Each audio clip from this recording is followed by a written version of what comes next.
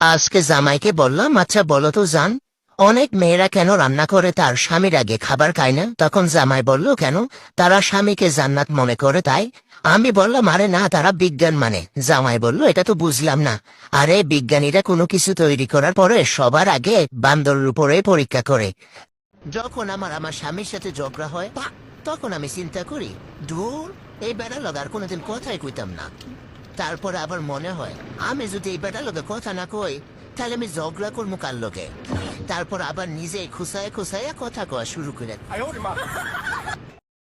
আমি প্রায়ই আমার স্বামীর দিকে তাকাই আর একটা কথাই ভাবি, আচ্ছা, একজন পুরুষ কত ভাগ্যবান হলে বলেন কি আমার মতো ভালো স্ত্রী পায়। মানুষের জামাই নাকি তাদের বউদের ইশারায় নাচছে, বলেন কি?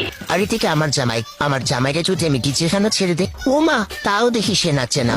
মানে কি যে একটা আজব বেড়া নিয়ে আমি সংসার করতেছি, বলার মতো না। শয়তান না বেড়া একটা, জীবন আমার পুরাই টানা টানা বানায় দিল, আর ভাল লাগে না। জামাই শয়তান বেড়া রে, যেটা শুনতে বলি সেটা শোনে না, বলেন কি? রাগ করে উল্টা পাল্টা কিছু বললে সেটা মন দিয়ে শোনে। শয়তান বেড়া। জামাই একটু জোরে ধমক দিয়ে কথা বললেই চোখের বাণী ঠেলায় জামাই আর চোখে দেখি না। এত নরম মন নিয়ে আমার এই দুনিয়ায় আসা ঠিক হয় নাই। আমি আমার জামাই ছাড়া কারোর সাথে তেরামি করে শান্তি পাই না। কারণ বেড়ায় আমার একটা কইলে আমি তারে 5টা শোনাই, আর তাতেও না হইলে তার 14 গোষ্ঠী সহ শোনাই। কোন পুরুষ মানুষের তার বউয়ের কথা ভালো লাগে না, মানে পুরুষ মানুষ চায় না যে তার বউ কোনো কথা বলুক। মানে আমার কথা হইলো, তাইলে তোরা বোবা মেয়ে বিয়ে করতি, মানে দেখতে সুন্দর, সবকিছু পারে, দেখবো শুনবো, কিন্তু কোনো কথা বলবো না।